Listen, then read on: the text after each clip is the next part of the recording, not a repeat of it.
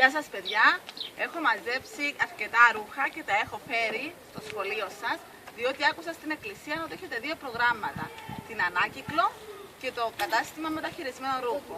Έτσι, όσα ρούχα δεν χρειαζόμαστε στο σπίτι, τα έφερα εδώ για να τα προσφέρουμε σε όσους έχουν ανάγκη.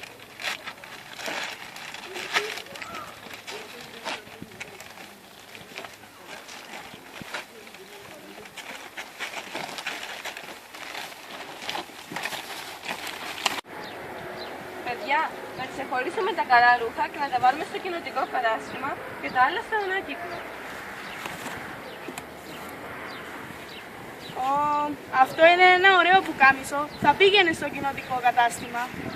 Αυτή είναι λίγο στισμένη. Θα πάει στο ανάκυκλο. Θα πάρουμε 20 cent το κιλό για να βοηθήσουμε.